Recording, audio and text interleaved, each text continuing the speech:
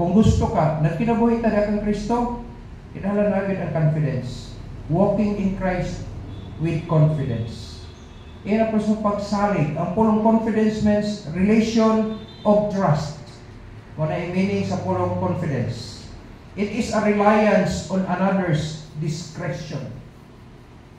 Buat pasabot, ikaw nagsalig ka sa lain nga pamaagi, panggamhanan, o authority, discretion. Asa mo ka nagsalig, anak? Discretion, diha sa Diyos. Kinsa pang mulabaw sa Diyos, wala na. Mo na gusto sa Diyos.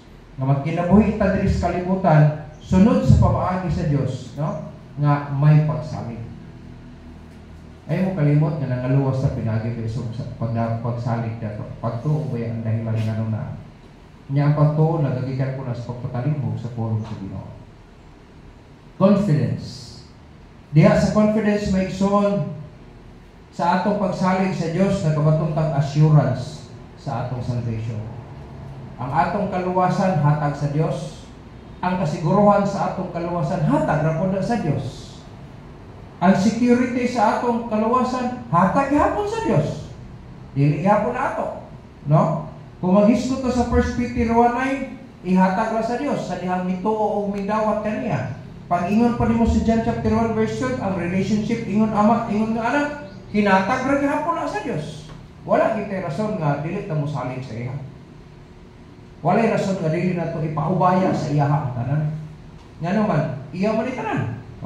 Pag maghisgot ta diri sa kanitong relationship, kanitong security nga gisgutan sa John 10:27 to 28, dili na gid ka maagaw bisan kinsa gikan sa kamot sa Ama, hatag ra po na sa Dios. Dili ba na gipanikamutan nato? Hatag ra gid na sa Ginoo tanan. Mga privileges and opportunities ra gid na gihatag sa Ginoo sa ato. Walay ato. Pero salamat sa Dios kay nag-angkon ta na tungod sa iyang grasya. Kung wala ng tanan, wala tayo. Sa'yo pulos ano magtigog-tigog ta. Sa'yo pulos ano magkampo-ampo pa sa inyo ha. Sa'yo pulos ano manimba pa ta. Imperno ra magyapon ta. Wala ko ng ubano? Grabe nagsimba sila, kadlawon pa, ang uban, mag-aana. Napay, babagi nga, ang mga babae, ilahi, ang mga balaki, maglahi sila, kaya nga naman magpagsimba daw sa Ginoo. Bot kahatag sa silong sa langit, na pinaagi niya mga luwas ta, yung sa buhat 4:12. Nagsulti gid ang Bible as John as Matthew chapter 1 verse 21 nga tawag niya nga lang Jesus. Why lain? Dili kini Jesus sa silingan nato. Si Jesucristo nga anak sa Dios, ang buktong anak sa Dios. Wala lain, wala kami muluwas kasi kagalingon na wala na kas kabubuton sa Dios kay kabubuton sa Dios si Jesus Christ ang dahilan nga makaangkon kag kaluwasan. Mega papasakop pa sa among simbahan, dili na namo kay nga naman ang gihatag nga ngalan si Jesus Christ man. Kung maghimo kag imo na dili kay direct sa imong pat, no, sa kadaogan nga imong gitinguha. Pero kung gusto ka mo successful, mo succeed ka, in the Bible, in all thy ways acknowledge me. Kamu manarbaho mo, ay mo kalimot nga nakatrabaho mo tungod sa skill nga naa sa inyo. Kaya mo kalimot ha, gi-eskwelahan ninyo na, gihaguan ninyo na, pero ay mo kalimot ang tanan nga component ana. Na kay may lawas, na kay kahibalo alam hatag ra na sa Dios. Kung dili kita magsalig, dalaygon gid ang ngalan sa Ginoo gihapon sa tanan nga aspeto sa kinabuhi. Kung akong atong sabton maigsoon, kung confident ta, no? Natay confidence diya sa Ginoo, syempre ang atong old nature maigsoon mahimong niyo mubag-o siya. Diyan makita dayon ang kausaban sa dagan sa kinabuhi. Na nakita niyo mo nga may kawaguhan sa kinabuhi, dili pa na mao. Dapat yung dugang pagkidana kung kanunay sa kasalig sa kabubuton sa Diyos. Kung kada adlaw is a new day. Ito ba na? Kada adlaw is a new day. Kaya naman, that is a chapter of our lives. Pagkahapon, hingin, tapigay wala, manapahulay ta. Kasabi ba ang atong pagkatulog is, naghulagway ka ba tayo na? Di ba? Natulog na. Kuhaan ka ginawa, wala na eh. Asa pagkabalik, bakod, wala na. Manang pagkagabi may retirement na ito, ipapahulay ka sa Diyos, we are reminded that time will come, hindi na ka mo ginawa. Agin mo kalimot anak. Pero pagkabuntag, nakamata-mata. Salamat sa Ginoo, it's another day. That's a new day. Kada adlaw, Lord, salamat sa bagong adlaw na sa. Salamat kayo. Murag nagula. Walking in Christ with confidence. Ikinahanglan yun eh. Ayaw wala ang pagtuo. Ayaw wala ang pagsalig sa Ginoo. Bisan unsa na kahimtang sa kinabuhi, dapat na ang confidence na ay Diyos mutabang nako. Kini nga problema, kabalo ang Diyos musulbadan eh. I don't know, saon, basta kay dasay, di ba kilo makahimo siya.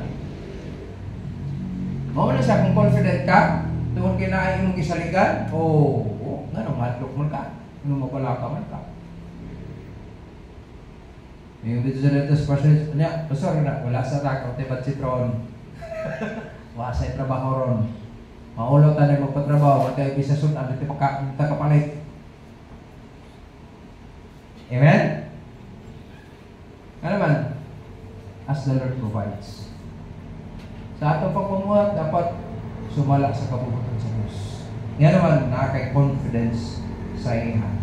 Ayaw mo kalimot, lagi problema mabot, may mga kalisdanan na mabot, may mga kahidya na mabot sa kinabuhi.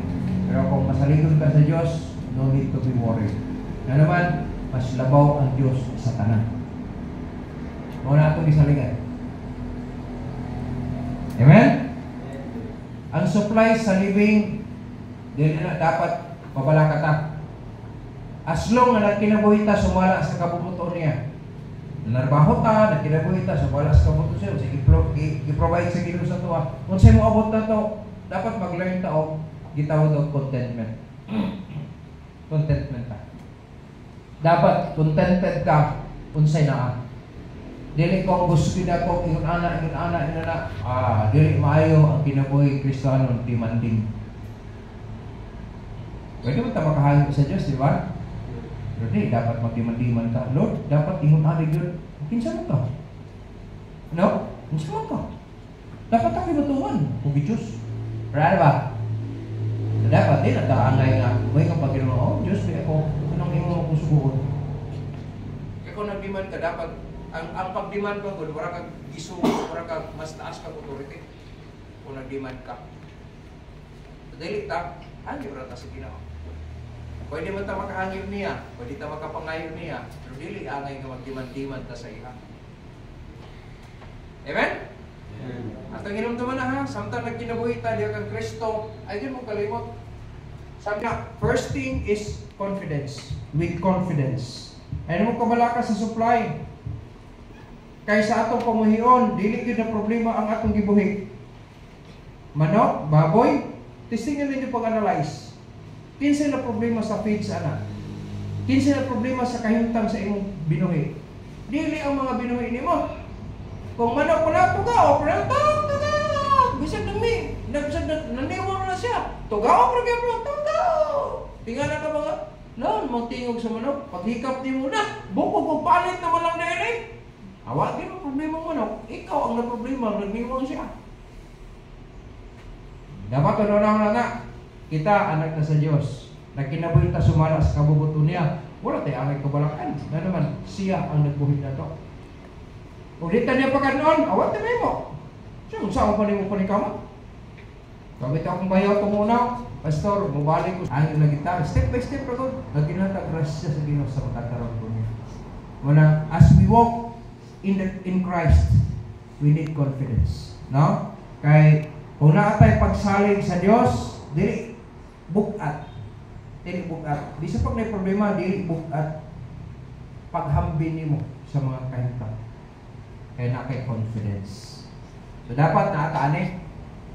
Na naman, nagkinabuhi naman ta. Dahil sa Kristo, dapat masaligon ta sa kanunay. Ay din mo kalimot sa pagsalig sa Dios. Wala kanang imong i-concrete nato atong relationship sa Dios. Ay mo biya sa pagbasa sa pulong niya. Kaya di man ta makakuha og mga guide, no? Nya, dili nato putlon ang communication niya kay kanang pag-ampo nato sa iya communication na means of communication na. Pagbasa nato sa pulong sa Dios, communication na niya ang sa tuwa. Mag-ampo ta, communication nato ngadto sa iya. Dapat na ana sa permi. Amen? Bisag-busy na ta. Kami mga gadget, Pamalandong gid ang pulos dito. Taga inyong panahon nagbasa gid mo sa Bible. Dili ko nagbasa-basa lang basta 5 ka bersikulo, 5 ka chapter akong gibasa karon. Unsa mo sa? Basta kay nato sa Mateo pastor. Dapat na kay learn sa imong gibasa. Amen. So ayaw putla ang communication. Kay kung tinuod ka na confidence, na gid communication. Mag-communicate kita sa Ginoo, Lord. Mag-drive ko karon at tumikot one. O ba, may palihog, Lord? Kaya may mga kadawat palihog. Uli ka, successful, Lord. Salamat kayo. Kauli mi na save asawa.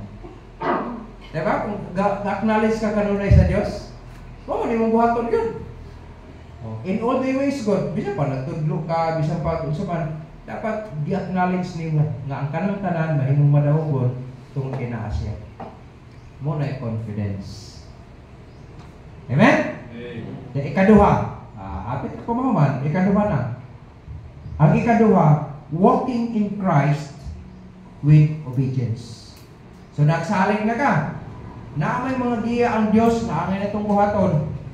Na dili naman ta makahimuan na kung dili ta mo obey. Dapat na ang obedience. So, walking in Christ with obedience.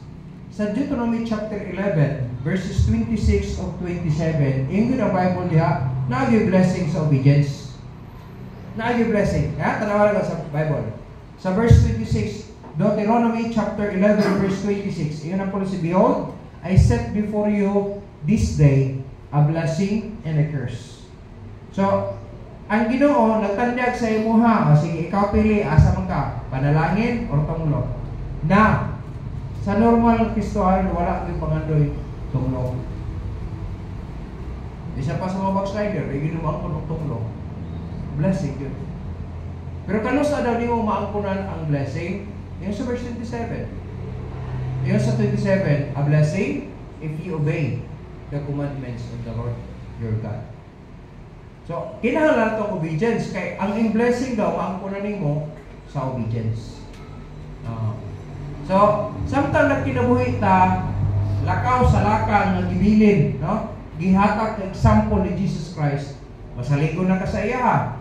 Pag-ingon sa Ginoo, mamungko sa ta. Adi na kinahanglan nga, adi sa ako. Okay naman ko. Pungko po! Nagwa na to? Diba? Pag-ingon sa Ginoo nga, okay lang, lukso po! Mahulog naman ka anang gawong kung dili ka mulukso. Iki! Anak man ang buot pasabot sa Ginoo God. Wala simple na illustration sa obedience. Dapat ito illustration ipakita sa kuwatong oras sa youth camp to. Ang speaker nagkuha sa mga tamtax. Mga tamtax nito, kailan tamtax no? Gihayang tamtax no. Dire, tamtax diha. Nya tamtax diha. Ano ba? O niya, ang young people, you blindfolded. Kung sipyat ka ito, tulog mo ka. Ingnan niya ang young people. Pag mo ikog left ka ha. Pag ikog right ka. Pag left. Pag right.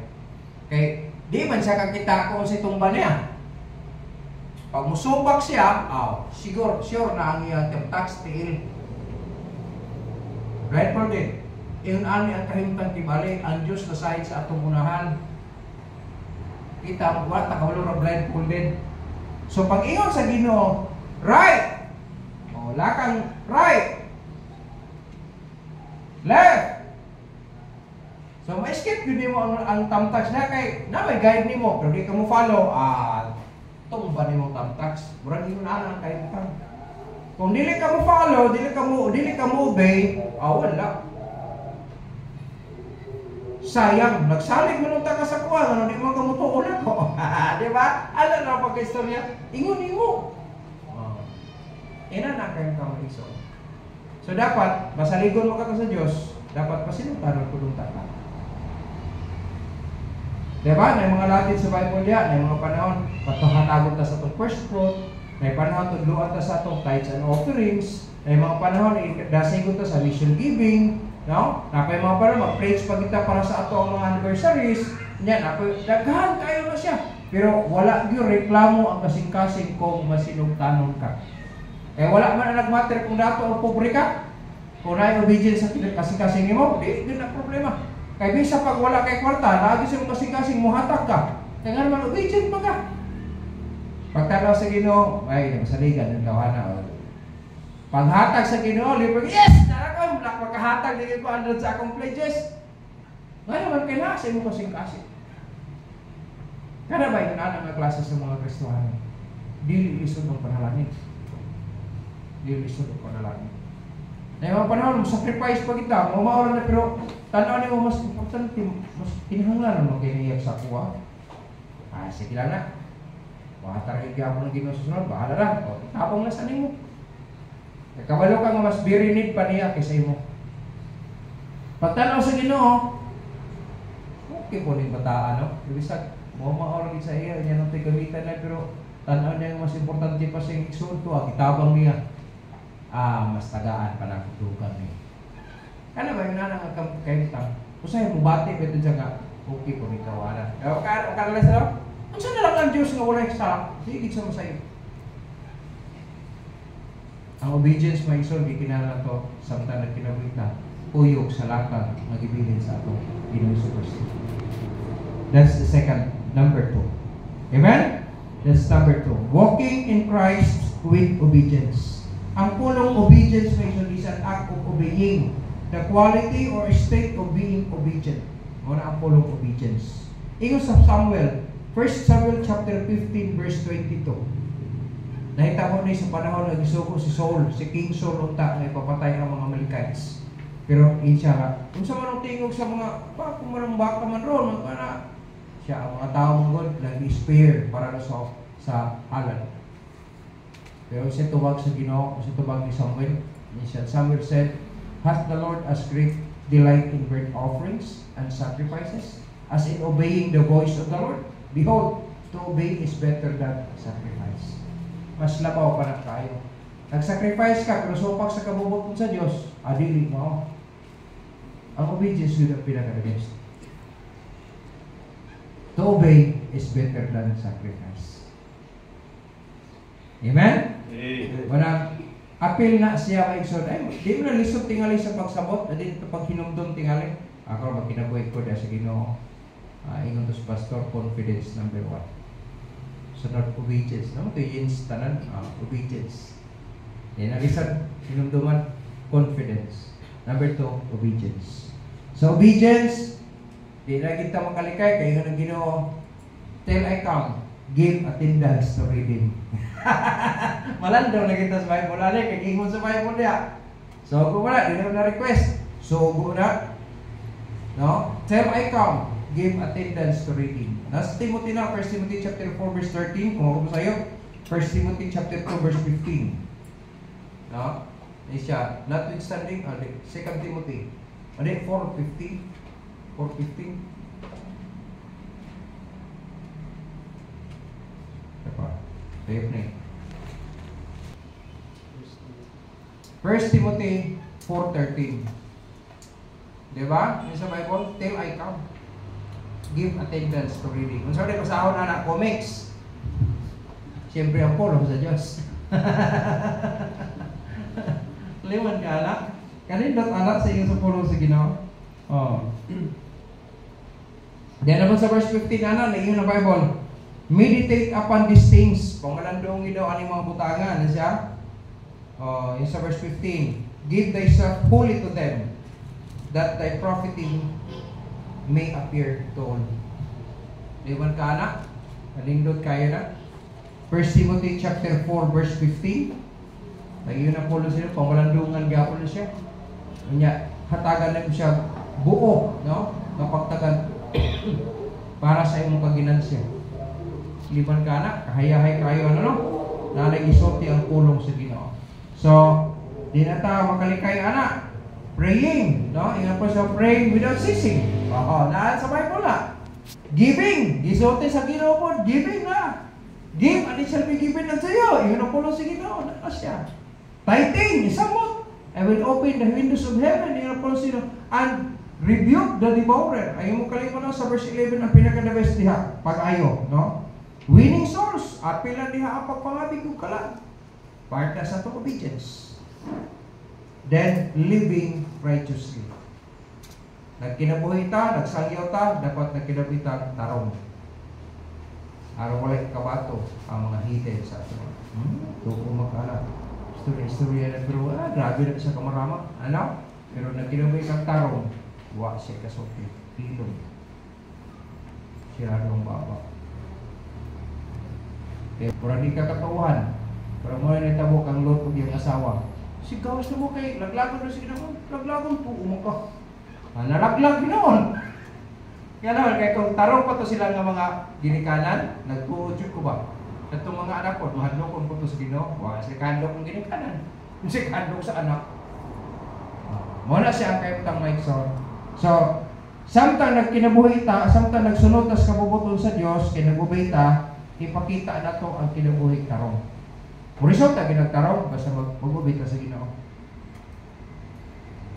Amen? So ayaw mo tuwa ng ayaw mo sunod na sa social media ha. Nabisan yung pastor yung tawag guys. Target yapon. Amen? Kaya ang isugo sa Ginoo, give him or give them the double honor. Magpabiling ta anak kung sa Bible. Ingon nga nag-obey sa kabubuton sa Diyos. So sa dihang nakatunan nato ni no, aron himsok ang atong kinabuhi matag adlaw, himsok ng Kristohanong kinabuhi. I-apply na siya daily routine. Balik-balik na. Basa kag Bible, unya pag-ampo ka, consistent ka sa giving nimo, sa imong tithing, winning souls, ya kinabuhing karo. Na, routine ra man eh. Pag imo na siya kinabuhi sa matag karon niya, day na lesson sa pag-apply. Na, kaya pagkabuntag siya, ay, sa klase na karon, ay, ligo na ta. Samtang nagigaw mo, naligo. Daily routine mo na ito na. Ay, sa pa kay, magsiyang sa ako. Ay, sa pa kay, ano? Ay, routine mo na. Mo na sa Kristohanong kinabuhi. Natay daily routine. No? Muna siya ang second thing na ang itong inutuman as we walk in Christ. We need obedience. The last one. Natapusan na, number 1 and number 3. Amen? Number 3. We need endurance. So, we have this confidence, we have this obedience. Siyempre, kaya ato ng sugdan, ato naghihimo, ipadayon. Walking in Christ with endurance. Unsa man ang endurance? Another word is permanence. Okay? Permanente. Ato po na, permanente. Yung pa nila. Permanent. No? Na ang permanence, duration, then ability to withstand hardships or adversity. Nagpadayon siya, bisan nas kalisdanan o naas kasakitan. Muna siya endurance. Bisag tingulan, pastor? Yes. Bisag gabi? Yes. Bisag adlaw? Yes. Bisag gitnit? Yes. Bisag hayag? Yes. Muna endurance. Bisag nagbagi, pastor? Yes. Kaya bisa daw ang endurance even daw sa hardships or adversity. Iyon ang lesson. The ability to withstand. Mubarog gihapon bisa na hardships or adversities. Problema ka sa mong partner, sige lang, padayon na rin ako. Nga naman, nag-solusyon sa una na. Tingin ko to siya, sorry. Ito akong pagdala sa ila. Timan ka. Ayan. Endurance. Abilidad nga mubarog, bisan na sa kalisdanan, o naa sa kaning kasakitan. Ang endurance may ikson, ikinahanglan yun na ito, kagini atong trabaho sa pagkalagad sa Diyos, dapat kayo mag-BBI. No? Labi na, i-prioritize nimo ang Ginoo, dagi magbuot. Tiyo, grabe. Talagsara ganing, o lagi. Kunya ka lang, pagkalagad sa Ginoo, kay talagsara mong po kay mubalik pa rin na yung Domingo nga, sa na, March 30, 2024. At 2025, di na mabalik ko isusunod tuig. Nagyapoy March 30. Pero 26 naman. Wala yung magkabo, mabuka. Yun ay. Ito na testimony, isa doon nga. Dahil yung amigo na nga, siya, karoon mo ko. Sa sunod. Di na mo balik ng pizza, oy. Nailaing Sabado. Pero lahat naman ang Sabado. Para mangutang sa kag-Domingo, ang sabi ulit, ang ibayad ni mo, wala kay ibayad. Endurance, my son. Nga naman, tungkol kay naay kita pronta sa pag-BIBI, naay pronta sa pagtamay, na ako mga parente sa dihang nakabalik. Despite atong tanan, nag-endure ko. Magkaroon nagpadayon. Manakinatag endurance, walking in Christ with endurance. Nga naman, di lang pag-BIBI, di lang pagtamay, dapat tayo tubangon ng mga pagsulay. Kung di tagabantay sa pagsulay, wala, matipas kita sa itong dalan. Ingon ni Pasto, ang Ginoo mo tabang, lisod, malagigihapong kaayutaan eh. Parang pareha ito sa mayahay, overnight prayer. After overnight prayer, kaya gusto niya nga makaangkon siya o kanang tricycle. Hindi tricycle, kanang sitawa ito, kanang bulot-bulot pa. Naroto muna. Tricycle nga na yung makina. Ano ba? Di ba walang atong tricycle karon putok kay katong sikat-sikat to muna na daw kay katong bulot-bulot ba ang sa Ginoo. Tingali nakita sa Ginoo nga dili angay siya. Piya lang. Nado kay backslide lagi siya. Tingali basta. Malagad ta sa Ginoo. Oh, nagkatawa mo lagi. Nakaron na paano lang siya. Kaya nakita ko nabutan na, di naman kita daw. Ano kawayon mo ni mo pastor nga ang oblese mo, di man si pastor. Igor na deliver sa mensahe. Ang problema na, ang pagkinaboy niya mo, kasi wala ka nagtarong mo kinaboy, wala ka supply sa Ginoo. Klaro ba, Evan? Ano, kanabano niyo yung pastor? May igor na deliver sa mensahe.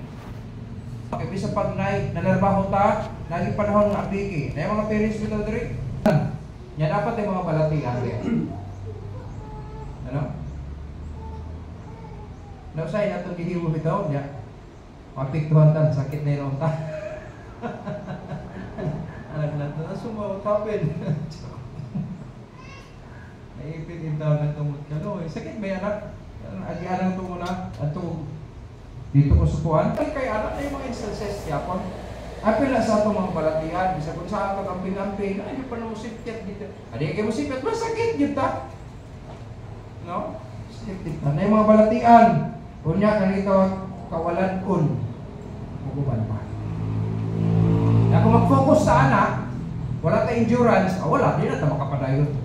Pero kung nata endurance, sa kung sa pang-abot sa tuwa, tungkol pinag-endure ka, malipad yun ang Ginoo sa iyo. Para maikson, yun ang pulong sa Ginoo. Apil ta, dahil sa Matthew chapter 28, yun ang pulong sa Ginoo, verses 19 to 20, yun ang Bible, go ye, no? Yun ang pulong sa iyo. Verse 19 to 20, go ye therefore and teach all nations. Ayaw mo kalimot ka, ang main task sa church, maugili siya ang Great Commission. Pero di ta makapadayon ni anak siya kung wala ning mga butang. Gusto nga ito, ang mudaya ang grasya sa Diyos ato ano, kaya nagkaroon grasya sa pag-kinabuhi na ito ng Kristo ano. Pero kining tulo is component na siya na ang grasya sa Diyos mudagaya sa imo. Nata ang itawag na ito, confidence, na obedience, o endurance. Kanang tulo, maray component, ang grasya sa Diyos mudagaya sa tuwa, samtang nagkinabuhi tayo ng Kristo. Kaya di mo tayo exempted sa balatian, di tayo exempted sa trahedya, di tayo exempted sa unsa ka mga paghitabo mo sa kalibutan. Dili kay ni atas kalibutan, no? Mubati mo feel gihapon ta. Pero kung natin endurance, kung natin kamlak. Manahalit ta sa Dios. Nunta magkapabilita diha sa iyang pagbubuto. Na ang confidence, na obedience, na po ang itaw na endurance.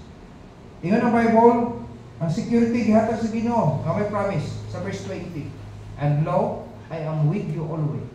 Kaya siya ang promise sa Ginoo diha.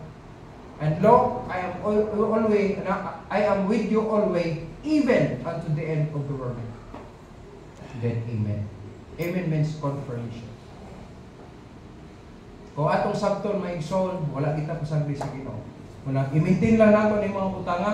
Ang grasya sa Dios magbigay dahil sa magtuyok-tuyok cycle na pero kasi mo hantod kanos ata niya tuwaon diri sa kalibutan. Ang pinaka the best nagpabilin ta sa iya kabuto. Parang matingamo. Di ba sa Domingo buntag usay diri ta maikot diri usahay. Tungod kay daghan di ba no? Pero nga sa pagkapon mas luwag naman kayo daghang magkumulan na living pro. Ngano na? Tungod kay dili sila ka-injure ang uban. Pero dapat i-maintain nato na nato ang naalaka. Na ng confidence, na ng obedience, na po ang endurance. The last verses, makita na to sa Hebrews chapter 13, verse 5. Saan na sa Diyos?